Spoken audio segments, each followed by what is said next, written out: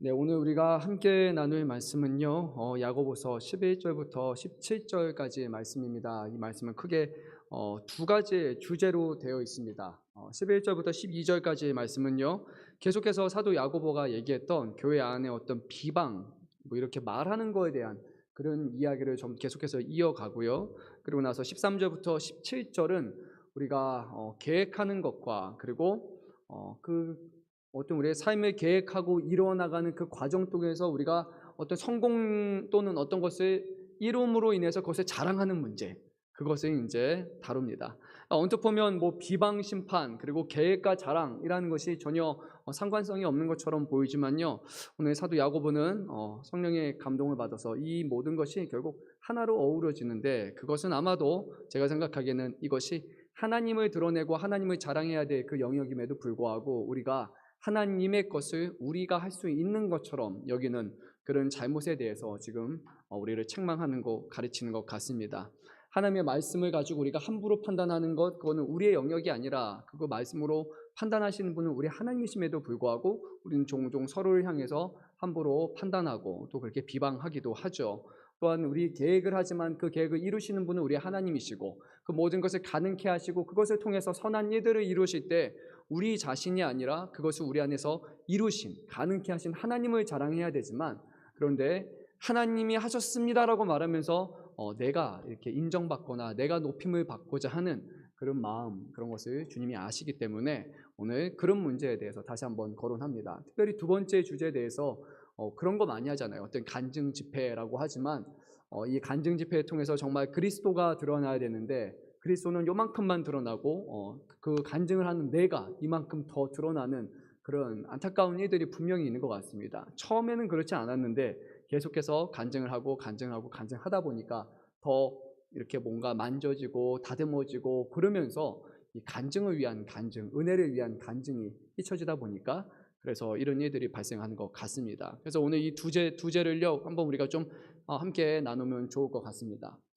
먼저 우리가 나눌 말씀은 11절에서 12절 비방과 심판에 관한 말씀입니다. 우리 한번 11절 말씀을 합독하겠습니다. 형제들아 서로 비방하지 말라. 형제를 비방하는 자나 형제를 판단하는 자는 곧 율법을 비방하고 율법을 판단하는 것이라. 내가 만일 율법을 판단하면 율법의 준행자가 아니요 재판관이로다. 아멘. 사도 야고보는요, 교회 안에서 서로가 서로를 함부로 비방하지 말라라고 이렇게 말을 합니다. 비방이란 무엇인가? 뭘 잘못했을 때 그냥 그거에 대해서 잘못했다라고 안타깝게 여기면서 격려해주거나 독려하기 위해서 하는 말이 아니라요, 비방은요, 상대방을 근거 없는 말로 헐뜯어서 상대방의 명예나 지위를 손상시키고 또한 어떤 사실을 왜곡시키고 속임수를 써서 남을 의도적으로 이렇게 해롭게 하는 그런 행위를 말하는 겁니다. 아무런 문제가 없는데 저 사람에 대해서 악담을 퍼붓기 시작하고 이상해, 문제가 있어, 뭐야, 그러면서 자꾸만 자신의 세력을 만들고 파당을 만드는 그런 잘못된 일을 말하는 겁니다. 소위 내 사람 만들고 저 사람은 배척하는 그런 행동들이라고 우리는 볼 수 있습니다. 근거 없는 비방, 그런 것을 주님은 하지 말라라고 명확하게 말씀하셨습니다. 사도 야고보는요, 교회 안에서 발생했던 이런 문제들을 자세히 언급을 했습니다. 이미 3장과 4장을 통해서 교회 안에서 싸움과 분쟁이 있었고 서로가 서로를 저주하고 비난하고 혀로써 상대방에 큰 상처 주는 일들이 이미 초대교회 당시부터 있었다라고 그렇게 말을 했습니다. 그리고 이것은 하나님이 주시는 신령한 지혜가 아니라 세속적인 지혜, 세상에서 살아남는 법, 세상에서 성공하는 그런 법일 수는 있지만 이것은 결코 하나님이 기뻐하시는, 하나님이 주시는 마음, 지혜가 아니라고 명확하게 말했습니다. 그런데 사람들이 그렇게 교묘하게 세상의 지혜와 세상의 비법과 세상의 술수를 가져와서 이것이 곧 하나님이 주시는 어떤 지혜인 것처럼 둔갑시키고 그런 것들로 교회를 세워나가는 일들이 발생하는 것이죠. 교회 안에서 잘못된 일을 행할 때 특히 저와 같은 목회자나 어떤 리더십을 가진 중직자들이 이런 일을 행할 때요, 올바른 목적을 가지고 하는 것이 아니라 하나님의 뜻과 상관없음에도 불구하고 이것이 하나님의 뜻인 것처럼 그렇게 전하면 큰 문제가 발생할 수 있습니다. 사도 야고보는 말합니다. 교회 안에서 서로를 비방하는 것이 과연 정말로 하나님의 뜻이 맞느냐? 하나님의 뜻이 맞다라면 그렇게 행해야 되지만 서로 비방하고 서로를 심판하는 것이 정말로 하나님의 뜻이냐? 그렇지 않음에도 불구하고 우리가 그렇게 행하고 있다면 우리는 결국 하나님의 율법 자체를 비방하고 그리고 하나님을 율법을 함부로 판단하는 것이다 라고 말합니다. 이거는 우리가 할 수 있는 영역이 아니에요. 우리가 율법을 비방하고 율법을 판단할 수 있는 것이 아니라 율법을 만드시고 제정하시고 심판하시고 그 권한을 가지신 분은 오직 하나님이심에도 불구하고 우리가 함부로 이 말씀과 율법을 해석해서 이런 방식으로 우리가 새로 만들면서 그렇게 남을 판단한다는 것은 정말로 잘못되고 심각한 행위라고 말씀하고 있습니다.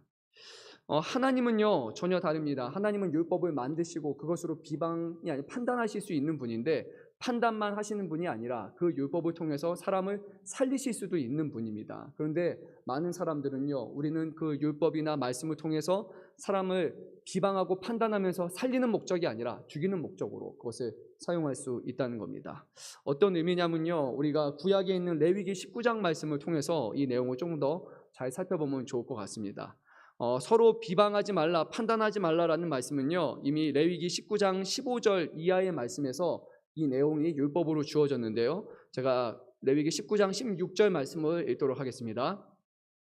너는 내 백성 중에 돌아다니며 사람을 비방하지 말며 내 이웃의 피를 흘려 이익을 도모하지 말라. 나는 여호와이니라 라고 이미 하나님은 말씀하셨습니다. 상대방을 비방함으로써 어떤 이익을 취하고자 하는 그런 악한 행위를 이 교회 안에서 그렇게 무리 안에서 우리는 반드시 제거해야 된다는 겁니다.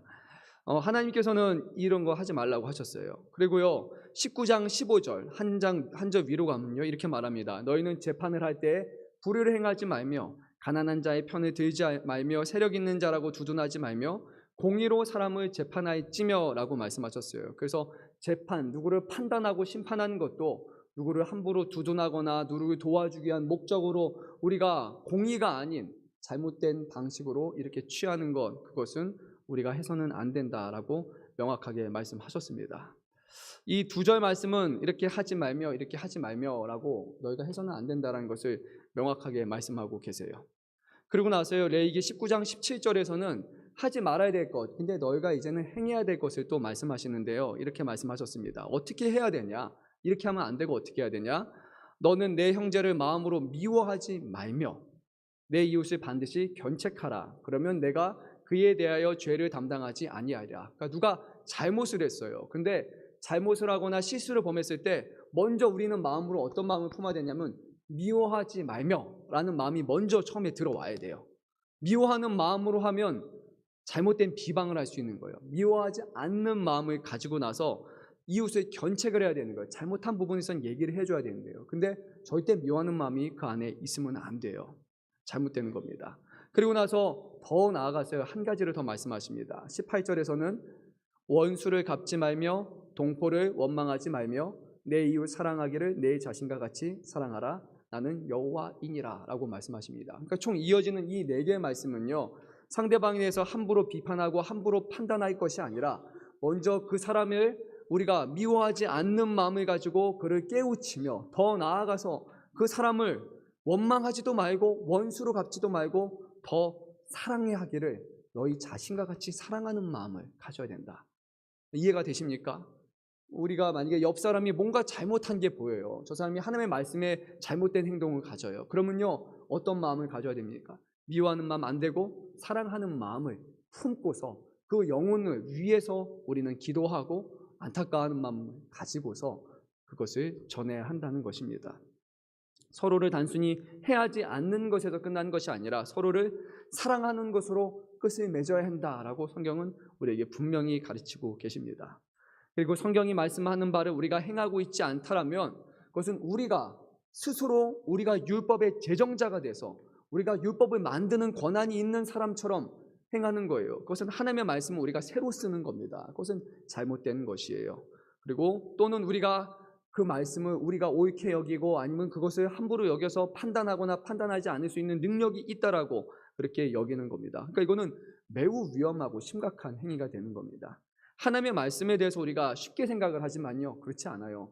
하나님의 말씀은요 우리가 더하거나 뺄 수 있는 그런 말씀이 아니에요. 1.1획도 더하거나 뺄 수 있는 말씀이, 가감할 수 있는 말씀이 아닙니다. 이것은 하나님의 정확한 말씀이면 우리는 그 말씀을 주신 하나님 앞에 순종하는 것이지, 해고 말고 내 마음대로 넣다 뺐다 할 수 없다는 것입니다. 그래서 오늘 사도 야고보는요 12절에서 이렇게 말씀하는데, 우리 12절 말씀 한번 한 목소리로 읽도록 하겠습니다. 입법자와 재판관은 오직 한 분뿐이시니 능히 구원하기도 하시며 멸하기도 하시느니라. 너는 누구이기에 이웃을 판단하느냐, 이렇게 말씀을 하시는 거예요. 내가 누구길래, 내가 하나님보다 더 대단한 사람이길래 이것을 함부로 하며 판단하며 비방하고 있느냐, 그렇게 할 수 없다라는 것입니다. 오직 하나님이 주시는 그 말씀 안에서 서로를 견책하고 세우고 사랑하는 일을 위해서 우리는 가르쳐야 한다는 겁니다. 그리고 이제 우리 다른 주제를 좀 더 나누도록 하겠습니다. 아마 우리 교회 분들은요, 제가 보기에는 그렇게 서로 비방하는 일이 없는 것 같아요. 잘하고 계시나요? 그렇죠? 다 서로 사랑하시고 또 품고 계신다라고 저는 믿습니다. 너무 이 말씀에 대해서 우리를 그렇지는 않아요. 잘하고 계신 것 같아요. 13절 말씀 우리가 한 목소리로 한번 읽도록 하겠습니다. 들으라, 너희 중에 말하기를 오늘이나 내일이나 우리가 어떤 도시에 가서 거기서 1년을 머무며 장사하여 이익을 보리라 하는 자들아. 이제요 다음 주제로 넘어갑니다. 이 13절 말씀에서는요, 우리가 어떤 일을 하면서 아주 계획성 있게 하나하나 우리의 미래를 준비하는 그런 사업과 또는 그 안에, 그런 교회 안에 있는 그런 사람들을 권고하는 말씀이에요. 이 13절 말씀의 특징을 보면요, 오늘이나 내일이라는 시간에 대한 계획이 있고, 어떤 도시라는 구체적인 장소가 언급이 되고요, 그 다음에 1년이라는 그런 체류 기간에 대한 그런 계획도 갖고 있고, 어떻게 무슨 일을 할 것인가 라는 부분에 있어서도 장사라고 말해서 자신의 계획을 이룰 구체적인 수단들을 명확하게 말합니다. 그리고 나서 이런 일을 나의 계획과 내가 원하는 대로 하나하나 이뤄나갔을 때 내가 얻을 수 있는 것은, 결과는 무엇이냐, 이익을 보리라 라고 말하고 있어요. 그러니까 아주 계획적인 사람, 정확한 목적을 가지고 그렇게 일을 하며 살아가는 사람에 대해서 지금 오히려 그것을 책망하면서 말하는 것입니다. 물론 이것이 무조건 잘못된 것은 아니에요. 또 다른 사람들도 문제가 되겠죠. 그냥 막연하게 잘 되겠지라고 하면서 운명론적으로 살아가면서 아무런 열심을 하지 않는 사람들도 문제가 되겠지만요, 그런데 너무 구체적으로 내가 나의 일거수일투족을 다 하나하나 계획하고 하면서 이것이 다 이루어질 것이라고 생각하며 살아가는 사람들도 결국 잘못됐다라고 말씀하고 있는 겁니다. 한번 14절 말씀을 읽으면서 내용을 좀 더 살펴보겠습니다. 14절 말씀입니다. 내 일을 너희가 알지 못하는도나 너희 생명이 무엇이냐, 너희는 잠깐 보이다가 없어지는 안개니라. 아멘. 왜 그러면 우리가 함부로 마음대로 모든 것을 계획할 수 있는 것처럼, 이렇게 하면 잘 될 것처럼 여기면 안 되느냐? 결국 우리의 인생은 안개처럼 왔다가 안개처럼 사라져버릴 것이기 때문에, 우리의 생명이 우리의 것이 아니기에, 우리의 마음대로 주관할 수 있는 사람이 아니기 때문에 결국 말하는 거예요. 다른 말로 하면요, 우리의 인생은요 무한하지 않고 유한하다라는 거예요. 그리고 상황에 따라서 흔들릴 수 있다라는 겁니다. 그래서요, 우리는 인생이 짧고 유한하고 변동성이 있기 때문에 우리의 인생에 대해서 너무 지나치게 집착하거나 해서는 안 된다는 겁니다. 그런데 실제로 많은 사람들, 저도 그렇고요, 사람은 인생에 집착을 합니다. 집착하는 이유는요, 오히려 그 유한성 때문인 것 같아요. 우리가 1000년을 산다면요, 그 인생에 대해서 그렇게 집착하지 않을 겁니다. 근데 유한한 인생, 80년, 90년, 70년, 더 적을 수도 있잖아요. 그 짧은 인생을 살아간다고 생각하니까 그 안에 하나하나 이루고 하나하나 성취하고 뭔가를 해야겠다라는 수많은 계획들과 우겨넣음을 가지고서요 계속해서 살아가려고 하는 겁니다. 인생을 꽉꽉 채워서 살려고 하는 거예요. 이렇게 성공을 이루고 이렇게 하면 될 거야. 20대는, 30대는, 40대는, 50대는, 60대는 이렇게 하면 되는 거야. 어느 정도의 돈도 가지고, 어느 정도의 명예도 가지고, 어떤 외모도 가꿔야 되고, 건강도 가져야 되고, 많은 사람들에게 사랑을 받아야 되고, 모든 일에서 우리는 이 정도는 이루어야 된다라는 그런 강박관념 속에서 우리는 살아간다는 겁니다. 이게 유한한 사람이기 때문에 우리는 이런 것들을 계속해서 필요 이상으로 지나치게 욕심을 내는 것이 문제라고 말해요. 물론 아까 말씀드린 것처럼 반대의 문제도 있어요. 세상의 것에 대해서는 오히려 유한성을 가지고 그렇게 집착을 보이지만요, 믿음과 신앙이라는 영원한 속성에 대해서, 그 부분에 대해서는요, 오히려 영원이라는 그런 유한성이 아니라 무한성을 적용시켜서 한없이 나태하게 살아가면서 한없이 그냥 그렇게 살다 보면 알아서 될 거야 라고 여기는 그런 잘못된 삶을 살아갑니다. 믿지 않는 사람이라면 그럴 수 있겠지만요, 믿는 사람이 이것을 거꾸로 적용하는 것은 정말 바보 같은 행동입니다. 우리는요, 영원한 것에 대해서 더 열망을 가지고 소망을 가지고 살아야 되는데요, 그게 아니라 유한하고 썩어질 것에 대해서 더 갈급해하고 갈망하고 살아간다면 그것은 하나님을 알지 못하는 그런 사람과 무슨 차이점이 있겠습니까?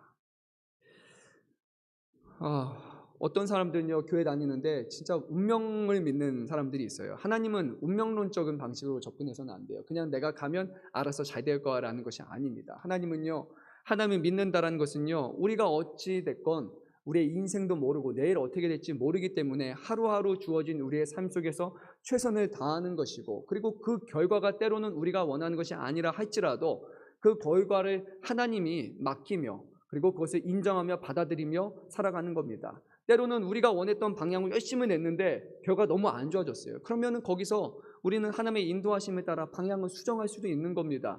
우리가 이쪽을 갔는데 결과가 안 좋은데 계속해서 고집해서 갈 필요가 없어요. 하나님이 아니라고 하면 아닌 겁니다. 더 좋은 길, 우리의 인식으로는, 우리의 생각으로는 아닐 수도 있지만 그 길을 따라가는 겁니다. 완벽한 성공하는 인생의 길은요, 아무에게도 없어요. 살다 보면요, 계속 매 순간마다 왔다 갔다 하면서 우리는 갔던 길을 돌아가기도 하고 옆으로 가기도 하고, 인생이란 그런 거예요. 그냥 직진을 향해서 처음부터 끝까지 살아가는 사람은 아무도 없어요. 그것은 오직 하나님만이 하실 수 있는 거예요. 우리는 그런 사람이 아닙니다. 많이 물어보잖아요. 무엇이 최선의 길입니까? 어떻게 하는 것이 하나님의 말씀에 응답받고 살아가는 것입니까? 누가 합니까? 알지 못해요. 죄송해요. 저도 알지 못하는 것 같아요. 그냥 날마다 하루하루 하나님 앞에 순응하며 말씀 지키며 하나님의 영광을 위해서 바라보며 그냥 살아가는 거예요. 어느 직장을 가야 됩니까? 3-4개를 가져와서 어떤 게 하나님의 뜻입니까?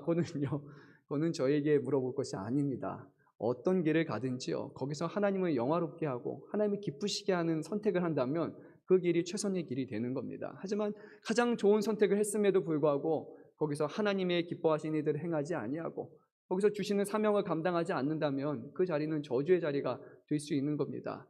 무엇이 제일 좋은 것을 선택해야 제일 좋은 것이 아니라 어떤 선택에서든지 그것을 하나님을 인정하며 하나님 앞에 맡기고 하나님의 영광을 위해서 사용할 때 그 길이 최악에서도 최선의 선택이 될 수 있는 겁니다. 하나님을 믿는 사람들은 이런 마음을 가지고 살아야 하는 것입니다.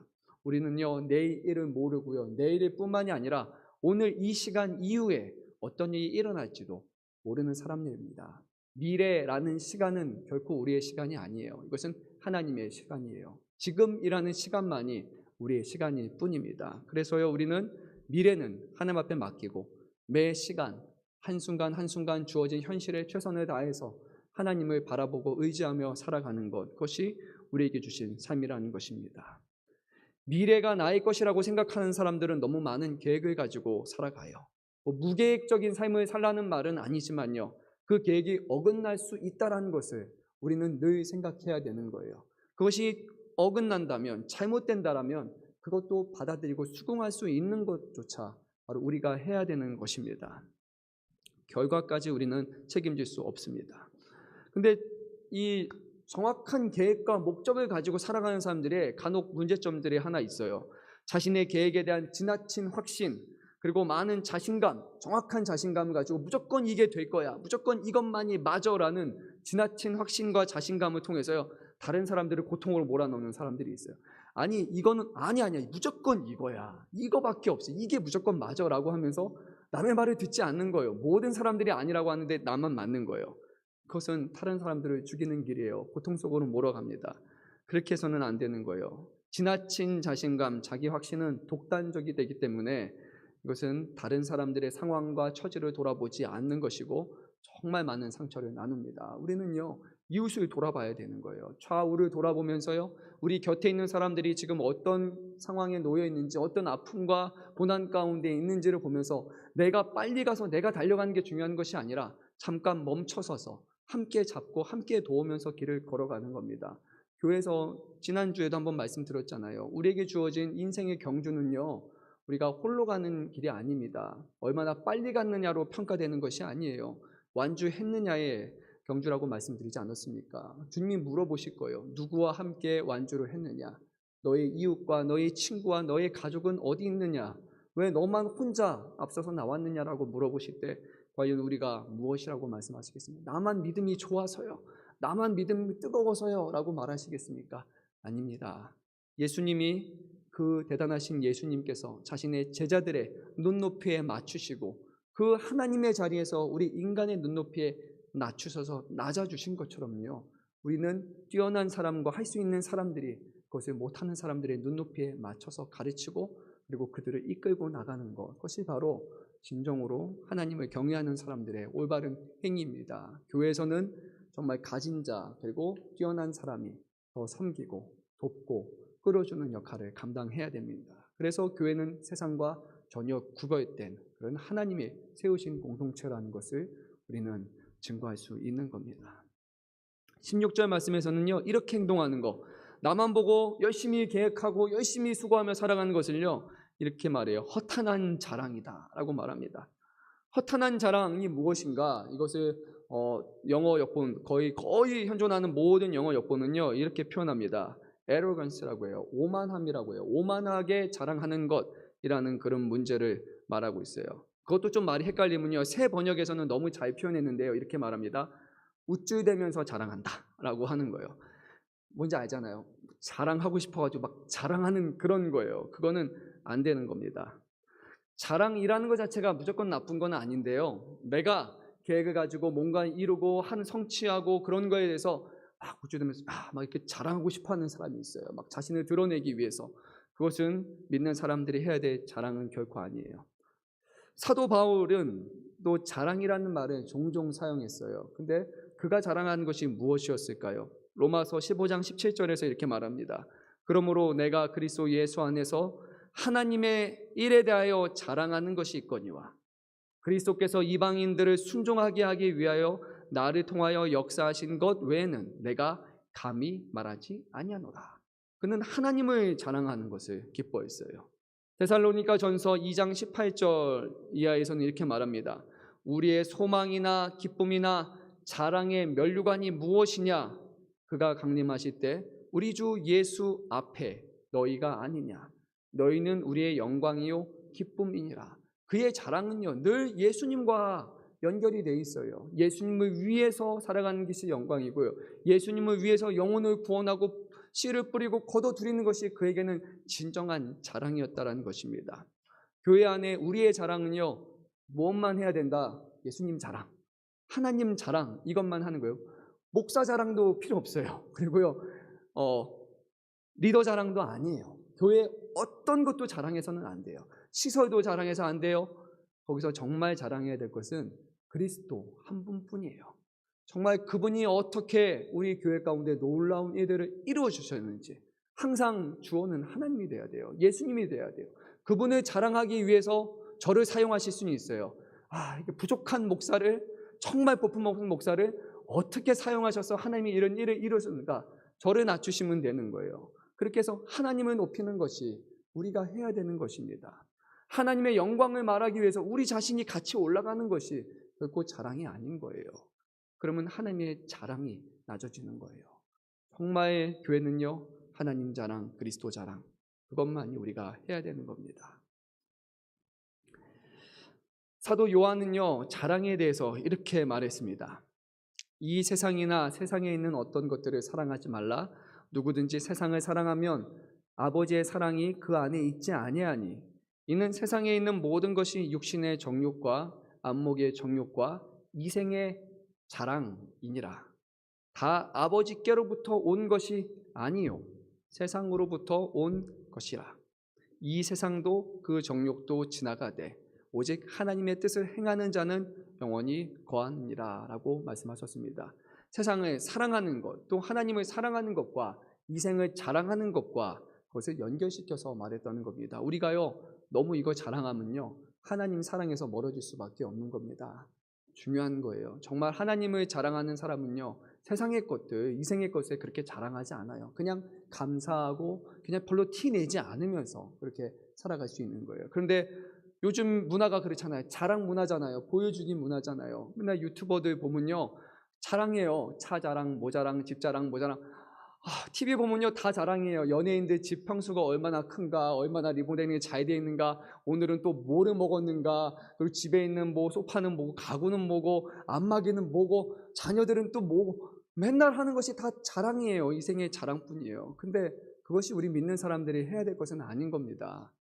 그건 정말 잘못된 가치가 아니에요. 우리의 자랑은 다시 한번 말씀드립니다. 무엇입니까? 그리스도 자랑하는 것, 예수님, 하나님 자랑하는 것, 그것만이 우리의 자랑이에요. 그것은 썩어지지 않는 것이고 진정으로 자랑할 만한 가치가 있는 것이기 때문에 그것을 자랑해야 되는 거예요. 왜 사람이 만든 것을 자랑합니까? 썩어질 것, 무너질 것, 그것을 자랑합니까? 돈으로 살 수 있는 것을 자랑합니까?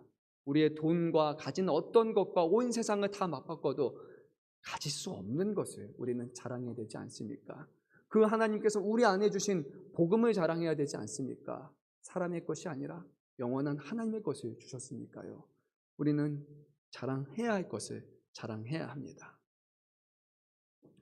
계획을 세우고요, 그것을 이루어가는 과정 속에서 꼭 그 모든 것을 내가 한 것처럼 여겨서는 안 됩니다. 내가 이루었다, 내가 성취한 것이다, 나의 업적이다, 이것은 세상의 사람들이 좋아하는 거예요. 자신의 이름을 꼭 어디에 한 곳가에 남기고 싶어요. 흔적들을 남기고 싶어요. 나라는 사람들을 남기고 싶어요. 그게 바로 자랑이라는 거예요. 그런데 하나님을 진정으로 경외하는 사람은 자기 이름을 남길 그 공간에 하나님의 영광을, 하나님의 이름을 남기는 사람입니다.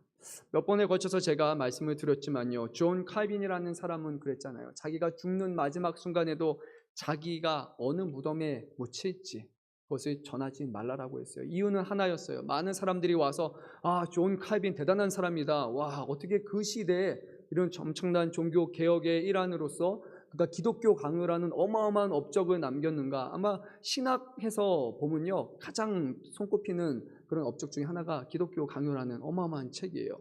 근데 많은 사람들이 계속 와서 이곳이 존 칼빈의 생이었어, 이곳이 존 칼빈이 죽은 묻힌 곳이었어, 이렇게 말하면 정작 드러나고 자랑돼야 될 그리스도가 아니라 사람 칼빈이 드러나기 때문에 그는 자신을 알리지 않습니다. 교회는요, 천주교하고 달라요. 천주교는 드러내는 것이 중요해요. 남에게 보여주는 것이 중요합니다. 성인들 목록 만들고 성인들 위대한 사람들 이렇게 자꾸 드러내요. 그 사람들의 기도문을 만들고 그 사람의 이름으로 기도하고요, 벽화에다가 모자이크를 만들어서 막 붙여놔요. 그것은 자랑이에요.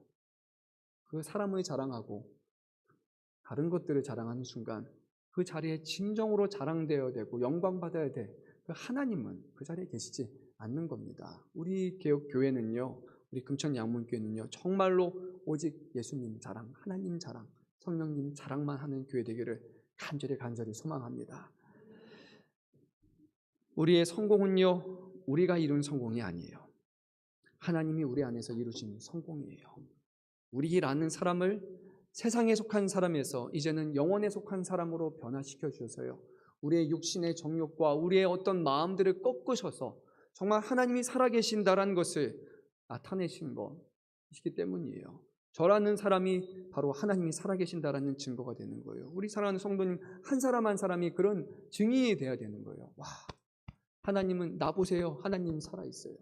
그래서요, 자기 자신을 너무 이렇게 포장하지 마세요. 저도 안 그러려고 노력은 많이 합니다. 그냥 부족한 사람, 믿음 없는 사람, 그냥 연약한 사람일 뿐이에요. 저는 그런 사람이에요.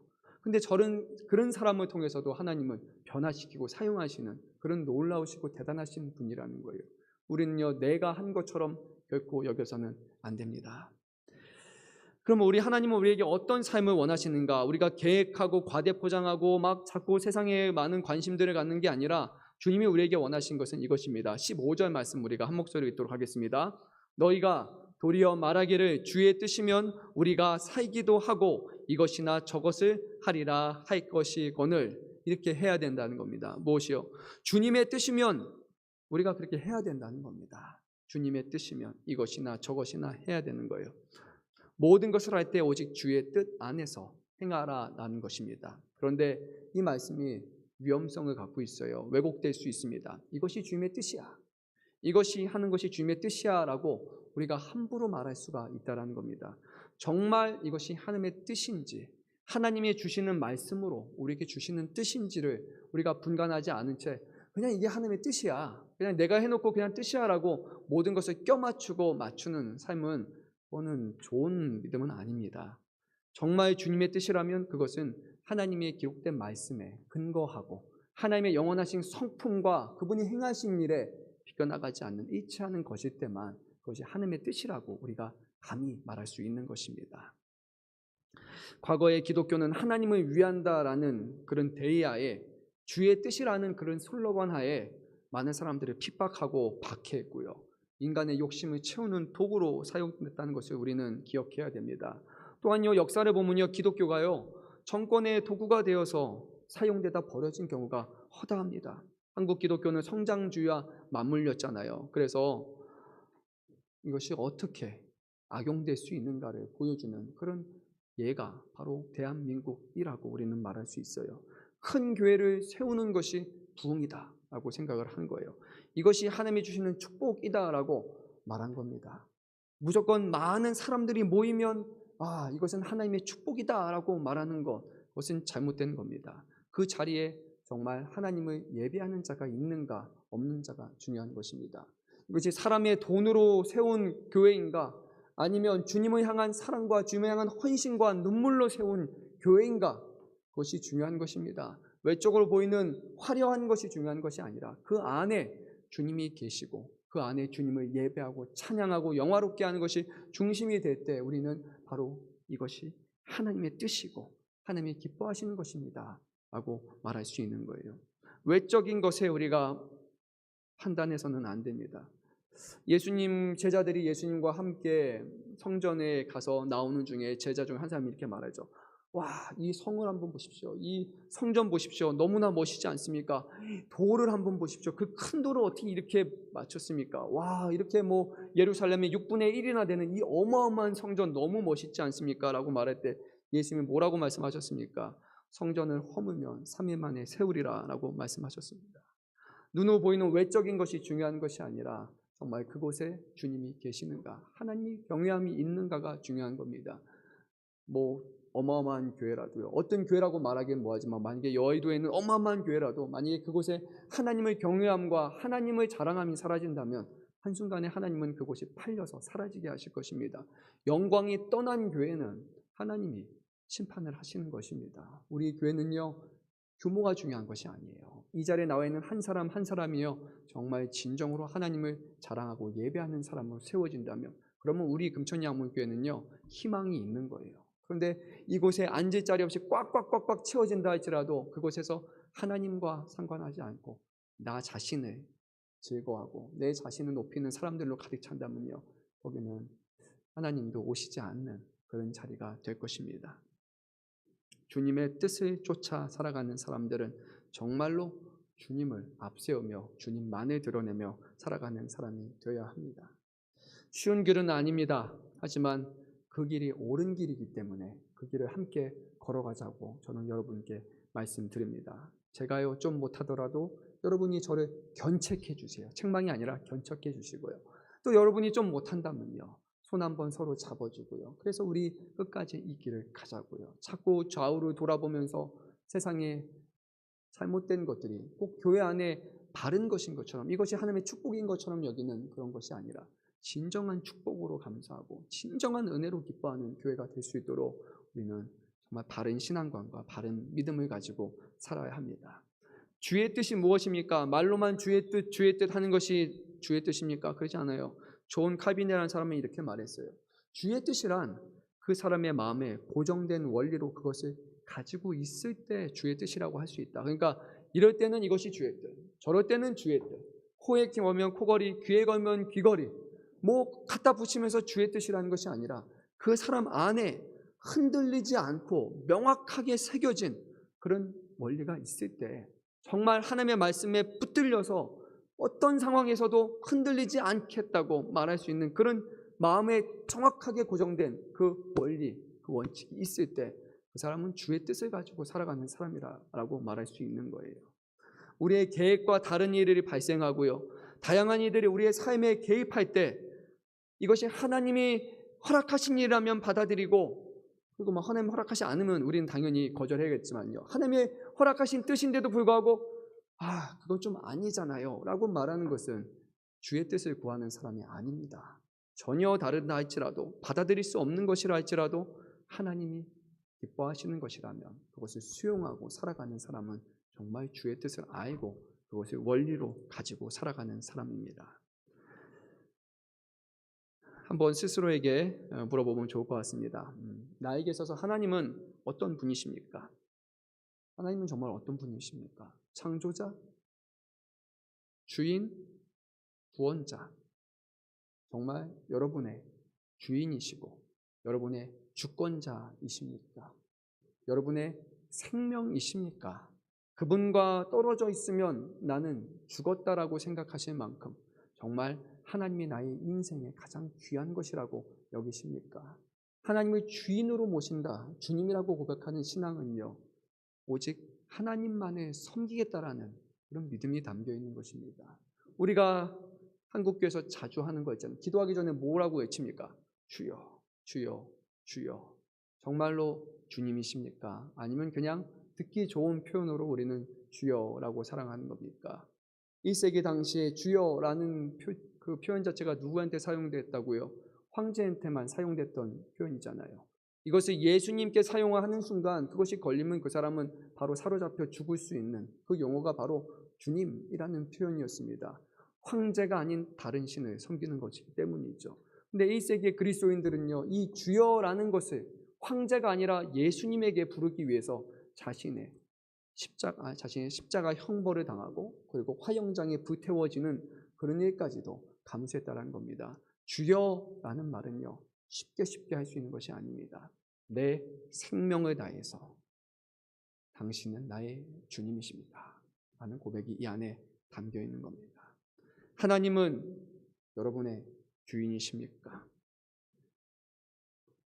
저와 여러분의 우리의 인생에 하나님의 자리는 어디 있습니까? 방관자? 아니면 저 멀리 어딘가에 그냥 계시는 분입니까? 아니면 우리의 인생의 주인으로 이 자리에 자리하고 계십니까?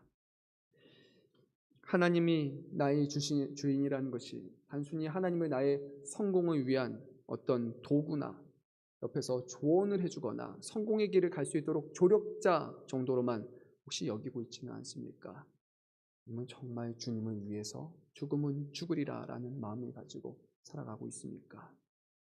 어떤 분들은 너무 어려운 거 아니에요? 너무 심한 거 아니에요? 너무 그렇게까지 교회에서 강요해야 됩니까? 라고 말하지만요, 그런데요, 그것이 우리의 마음속에 명확한 우선순위로 세워지지 않으면요, 우리는 하나님의 말씀으로 살아갈 수 없습니다.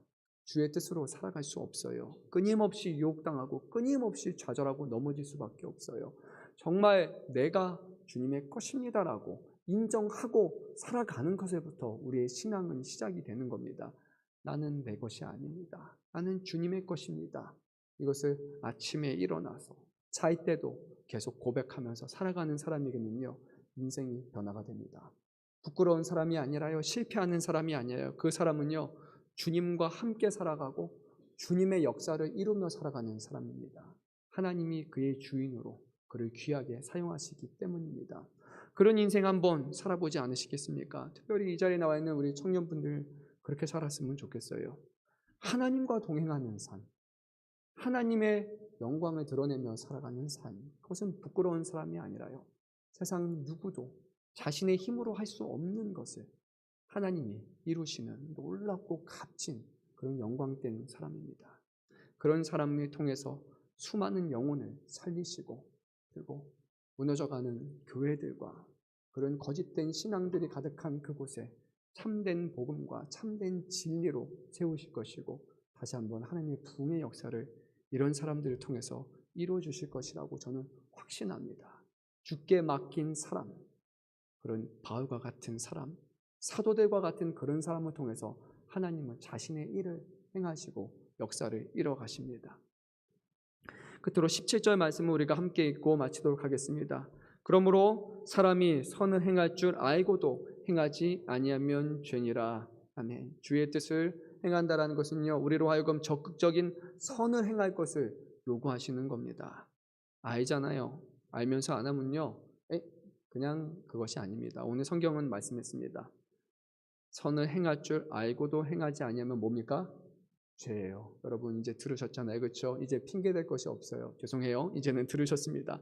여러분 선행이라는 것을 알면서 하지 않는 것은 그냥 하지 않는 게 아니라 죄라고 말씀하십니다. 이 요구는 선택사항이 아니라면 하나님의 자녀라면 반드시 하나님이 기뻐하시는 선한 일들을 행하지 않는 것이 죄라는 것을 알아야 합니다. 내가 하는 행동, 내뱉은 말 한마디가 다른 사람에게 생초를 불러일으킬 것을 알고 있으면서도, 그러면서도 불구하고 그렇게 하는 거는요, 그것은 잘못된 것입니다. 죄가 되는 것입니다. 누군가를 도와야 되는 상황에도 불구하고 방관하고 있다라면요, 그것도 죄라는 것입니다. 내가 할 수 없다라면 얘기를 하고 할 수 있는 사람에게 도움을 구하는 것입니다. 그런데 모르는 척하며 보지 않고 듣지 않은 것처럼 살아가는 것은요, 그 안에 예수님이 함께 하시는 사람의 모습은 결코 아닙니다. 우리 안에 그리스도가 함께 하시면 그 양심이 그렇게 반응할 수가 없습니다. 이미 찔리잖아요. 그러면 안 되는데 자꾸 양심을 속이면서 그렇지 않았어, 괜찮아, 아이 모를 수도 있어, 남들도 하는데 라고 하는 것은 주님을 마음을 가진 사람들의 표현이 결코 아닙니다. 힘들죠, 당연히. 수고스럽죠. 하지만요, 그것이 주님이 기뻐하시는 것이기에, 주님을 드러내는 것이기에, 우리가 그렇게 살아갈 때 세상이 정말 하나님이 살아가신다는 것을 보고 알기 때문에 우리는 그 험난한 여정이지만 그 여정이 영광된 여정이라고 생각하며 살아가는 것입니다. 선을 적극적으로 행할 수 있기를 바랍니다. 도울 수 있는데 피하는 사람이 아니라 제발 좀 그만 도와주세요 라고 말하면 너무 꿈만 같은 일이겠죠. 하지만 교회가요, 좀 지나치게 선행하고 지나치게 사랑하고 지나치게 도우면서 지나치게 서로를 위하고 살아간다면 정말 이곳이 주님 계신 천국이 아닐까, 우리가 그렇게 말할 수 있지 않을까요? 서로가 서로를 진심으로 사랑하고 더 아끼고 섬길 수 있기를 간절히 소망합니다. 우리 안에는요, 이미 그것을 할 수 있는 능력을 주님께서 부어주셨습니다. 이 세상에서 가장 선하고 귀하신 분이 우리 안에 함께 하시기에 오늘 내 양심, 내 생각이 아니라, 드라마 같은 데 보면 나오잖아요. 여기 이제 검은색과 흰색이 서로 막 이렇게 하는데, 그게 아니라 주님이 기뻐하시는데 가야지라고 이렇게 딱 한 발짝 걸어가십시오. 그러면 주님이 그 길을 가도록 도우실 것입니다.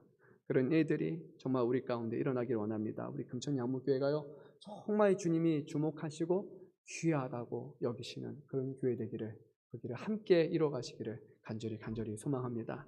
지금 우리 함께 찬양했으면 좋겠습니다. 나의 약함은 나의 자랑이. 근데요, 이거 하기 전에 제가 고맙다는 말을 좀 먼저 전하고 싶어요. 어제 우리 유초동부 성경학교 하면서 정말 많은 분들이 수고해 주셨어요. 유초동부만이 아니라요, 이 행사하기 위해서 부모님들도 오셨고, 그리고 또 식사 준비하시는 분도 있었고, 또 옆에서 기구 막 무의 채우느라 하시는 분도 있었고요. 하나하나 헌신하고 도와주는 분들이 너무 많았어요. 그래서 저는 느꼈어요. 진짜 교회 일은 그냥 그 부서의 일이 아니라 교회 전체의 일이구나라는 생각이 너무 많이 들었어요. 그래서요, 관심 많이 가져주면 좋을 것 같아요. 이 부서에서 뭐를 한다, 저기서 뭘 한다, 그러면 별거 아니라도요, 도와줄 거 없어? 할 거 없어? 별거 아니면 아이스크림 하나라도 줄 수도 있고 관심이라도 할 수 있고요. 교회는 그런 곳이잖아요. 그러면 정말 힘을 낼 수 있는 것 같아요. 정말 어제도 많은 분이 수고해줘서 보면서 너무 감동했고 감사하다는 말씀을 전합니다. 제가 더 많이 돕지 못해서 죄송할 뿐이고요. 그리고 우리 교회가 앞으로 수많은 행사를 하게 될 텐데, 그게 그냥 세상의 어떤 행사가 아니라 정말 여기는 사랑의 집약체 같은 곳. 정말 어떻게 이렇게 해? 라고 정말 너무 기쁘다, 행복하다라고 느낄 수 있는 그런 하나님이 기뻐하시는 행사 또는 역사가 이루어졌으면 좋을 것 같습니다. 네.